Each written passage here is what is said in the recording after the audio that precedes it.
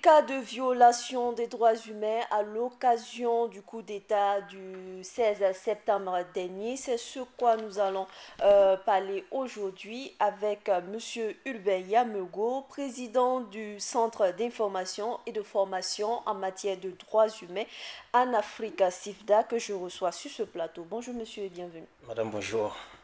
Alors, pouvez-vous nous dire quand est-ce qu'on parle d'atteinte aux droits humains et de violation? Je voudrais tout d'abord vous remercier de votre invitation. Et effectivement, je suis du Centre d'information et de formation en matière de droits humains en Afrique, une organisation créée en 2009, reconnue en 2010 et qui travaille justement sur les problématiques de droits de l'homme en lien surtout avec la jeunesse. Et il faut dire qu'on parle d'atteinte aux droits de l'homme ou de violation aux droits de l'homme lorsque les droits consacrés par les instruments internationaux, qu'il s'agisse de la Déclaration universelle des droits de l'homme, du Pacte international relatif aux droits civils et politiques, du Pacte international relatif aux droits économiques, sociaux et culturels, ou même par exemple des instruments régionaux comme la Charte africaine des droits de l'homme et des peuples, justement, ne sont pas respectés. Et donc, ce sont des droits qui sont consacrés et l'État a normalement l'obligation de travailler donc à les faire respecter par tout acteur. Et donc, lorsqu'on en vient à porter atteinte donc à ces droits-là, on parle naturellement de violation ou d'atteinte donc des droits de l'homme. Et quels sont ces différents cas-là en période de crise dans un pays? Et effectivement, en période de crise, on peut dire que c'est la période malheureusement propice aux atteintes souvent massives des droits de l'homme et surtout d'atteintes graves aux droits de l'homme.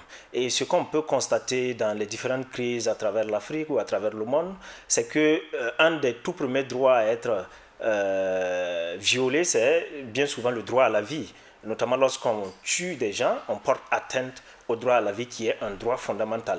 Il faut avoir le droit de vivre pour pouvoir bénéficier justement et jouir du moins des autres donc, droits.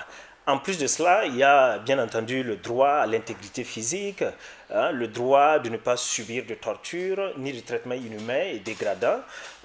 Il y a aussi, on peut citer le droit à la sécurité, le droit à la sûreté de sa personne, ou souvent aussi le droit à l'alimentation, parce que malheureusement les conditions sont devenues telles que les gens ne peuvent plus aller acheter ce qu'ils veulent et pouvoir donc subvenir donc à leurs besoins.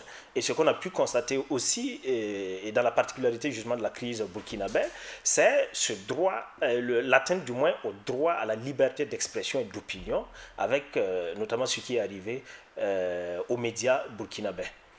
Alors, on va revenir un peu sur ce qui s'est passé au Burkina Faso le 16 septembre dernier. Plusieurs droits ont été donc violés par certains éléments de l'ancien RSP. Quel constat avez-vous fait? Effectivement, nous avons suivi avec attention ce qui se passait pendant cette crise. Nous avons mis en place, en tout cas, une équipe qui a fait la surveillance et la documentation donc, des atteintes donc, aux droits de l'homme en vue donc, de faire donc, du rapportage.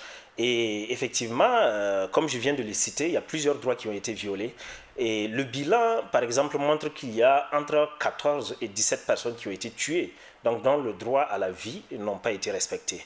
En plus de cela, vous avez pu voir aussi bien à travers les réseaux sociaux qu'en prenant attache notamment avec les services sanitaires, il y a plusieurs personnes donc, qui ont été blessées. Et on compte entre 150 et 250 personnes blessées. En plus de cela, vous avez toutes ces personnes-là qui ont subi des tortures, qui ont subi des humiliations. Et pour ce qui nous concerne, par exemple, nous avons été sur le terrain et nous avons rencontré des victimes. Et souvent, ça fait vraiment froid au dos. Et on ne peut pas penser que des Burkinabés, notamment des membres de nos forces de défense et de sécurité, et a priori, les membres donc, du RSP, pouvaient s'élever pour faire subir de tels actes, de telles tortures, donc, par exemple, à la population, au nom de quelconque revendication politique ou de quelconque revendication corporatiste. Et effectivement, donc, le bilan est assez lourd. Et quand on regarde même en termes de blessés, on peut dire que le bilan de cette crise dépasse de très loin le bilan de l'insurrection d'octobre. Même si en termes de morts, on convient que le nombre est moindre. Et ce qu'on peut aussi remarquer, c'est que en termes de morts, de nombreuses personnes ont subi et ont reçu des balles perdues. C'est la preuve que les forces du RSP rentraient partout, tiraient, poursuivaient les gens jusque dans les habitations. Donc on ne peut pas concevoir cela.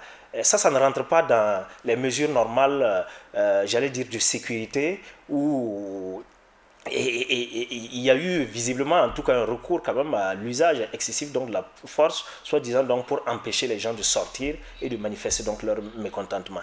Et ça c'est véritablement à déplorer pour ce qui est arrivé donc dans cette crise. Alors, un bilan lourd, vous l'avez vous-même dit. Qu'est-ce qui doit être fait par la suite pour que ces personnes-là soient un temps soit un peu dédommagées? Ben, il faut déjà que ces personnes-là prennent la responsabilité, déjà par exemple de porter plainte quand on a été victime ou quand on est parent d'une personne donc victime, notamment donc des personnes décédées. Il faut initier donc une démarche, il faut porter plainte. Et pour ce qui nous concerne par exemple au niveau du CIFDA, depuis 2012, avec l'appui de la coopération suisse, nous avons édité donc le guide du justiciable donc au Burkina Faso, que je vous donne en copie, et qui permet par exemple à ceux qui le veulent de pouvoir savoir vers quelle juridiction donc s'adresser et comment initier donc une plainte auprès de quelle autorité. Et donc c'est très important donc que les gens fassent cette démarche-là. Au-delà de cela, à partir du moment où c'est des atteintes donc aux droits de l'homme, même s'il n'y a pas de plainte individuelle, les pouvoirs publics doivent, et notamment donc le procureur, et d'ailleurs les gouvernements ont communiqué là-dessus, des poursuites judiciaires ont déjà été engagées. Et nous espérons justement que ces poursuites-là vont aboutir et le plus rapidement possible pour permettre aux personnes victimes donc de pouvoir obtenir justice. D'accord. Alors, vous l'avez dit tantôt, quelles sont les actions que vous comptez envisager donc, pour que ces personnes-là entrent en droite ligne de leurs droits? Alors, pour ce qui nous concerne, naturellement, on fait aussi de l'appui conseil donc, pour les victimes. Et donc, nos bureaux sont ouverts. Nous sommes situés donc, au quartier Wayalguin, non loin de l'Institut Imagine. Et donc, nous sommes ouverts donc, à entendre donc, les gens et éventuellement à voir dans quelle mesure donc, les accompagner pour qu'ils puissent porter plainte. Et nous envisageons éventuellement de porter des actions, même au niveau international. Parce que lorsqu'il avait été question, par exemple, de loi d'amnistie, pour les putschistes, pour nous, il n'était pas du tout question. Et de toute façon, une loi d'amnistie n'a de conséquences, en fait, d'effet qu'au niveau donc, national. Et elle ne lie pas les autres États. Et par conséquent, nous nous envisagions, si jamais une loi d'amnistie était adoptée au niveau donc, du Burkina Faso, nous envisagions éventuellement d'engager des actions au niveau international, et notamment donc, dans les pays étrangers, comme les pays occidentaux, pour empêcher que ceux qui ont fait partie de ce putsch-là puissent mettre le pied dans ces pays-là sans être inquiétés. Vous avez pu voir ce qui est arrivé à Pinochet, vous avez pu voir ce qui est arrivé à d'autres dictateurs qui ont fait l'objet de poursuites et lorsqu'ils se sont retrouvés donc en Europe, ben, ont été saisis. Et nous envisageons effectivement cela. D'accord.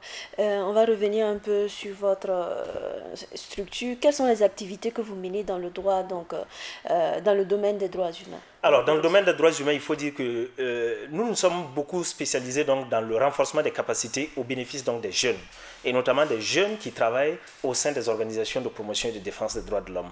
Et c'est pour cela donc, que depuis 2010, par exemple, nous organisons ce qu'on appelle les universités d'été des droits de l'homme, une formation qui réunit donc une trentaine de jeunes d'Afrique de l'Ouest, d'Afrique du Centre, au Burkina Faso, pendant une semaine, pour renforcer leurs capacités en matière de droit international des droits de l'homme, en matière donc de stratégie d'action et sur des thématiques spécifiques. Et cette année, par exemple, nous avons traité de la gouvernance du secteur de la sécurité et du rôle des acteurs pour une garantie donc, effective donc, des droits humains. Et on ne s'imaginait pas que cette crise-là allait arriver. Et on avait d'ailleurs, lors du Café des droits de l'homme, parler justement de la question donc, du RSP, puisqu'il était question de dissolution ou pas de dissolution.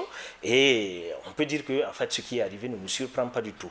Et au-delà de cela, dans le cadre des élections, nous avons pu bénéficier donc, de l'appui du NDI pour développer donc, des actions dans le cadre donc, des élections. Et ce que nous envisageons notamment de faire essentiellement, c'est de mobiliser des jeunes pour une contribution positive donc, pendant le processus électoral, mais surtout de mettre en place j'allais dire, un mécanisme de surveillance, de documentation et de rapportage donc, des violations des droits de l'homme en lien avec le processus électoral. Et on ne savait pas, on ne s'imaginait pas qu'on aurait à mettre en place, à mettre en branle immédiatement ce que nous envisagions faire avec donc, les jeunes au niveau donc, des 4 régions, donc, du centre-est, du centre-nord et du plateau central. Et donc, nous avions entamé déjà donc, les formations au niveau de Kaya. Il reste une autre formation à Kupela et une dernière formation donc, à Ouagadougou. Et justement, ces jeunes-là vont être donc nos yeux et nos oreilles pour voir que tout se passe bien et qu'il n'y a pas d'atteinte aux droits de l'homme donc, pendant donc, le processus électoral.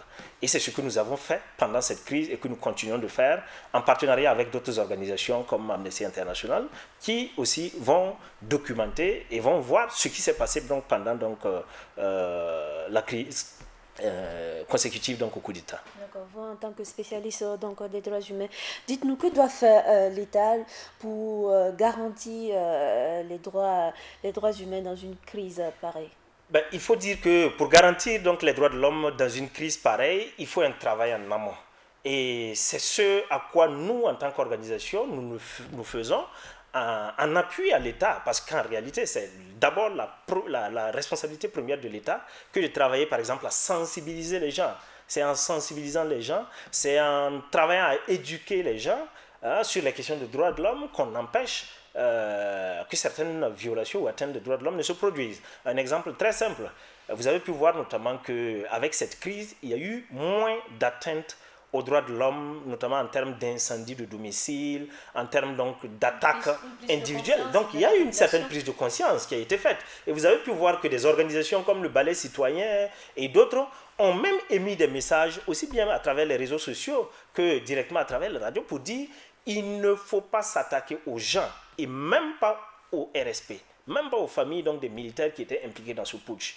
Parce qu'il est très très important de savoir que la lutte ne peut pas justifier des atteintes aux droits de l'homme. Bien au contraire, c'est en étant nous-mêmes responsables, c'est en étant nous-mêmes exemplaires qu'on peut travailler aussi à sensibiliser ceux-là qui éventuellement portent atteinte à nous, nos droits. Donc il y a ce travail de sensibilisation donc, en amont.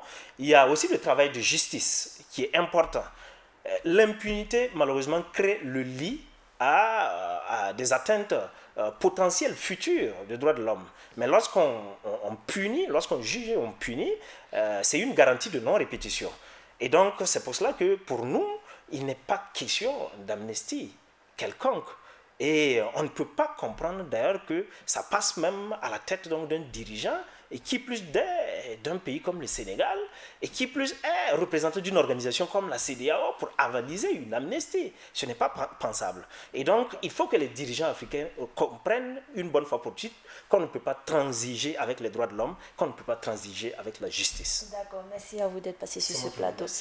Il était question des atteintes aux droits humains par certains éléments de l'ex-régiment de sécurité présidentielle lors du coup d'État manqué du 16 septembre. Était avec moi sur ce plateau M. Urbain Yameogo, président du Centre d'information et de formation en matière d'information et en matière de droits humains en Afrique, CIFDA.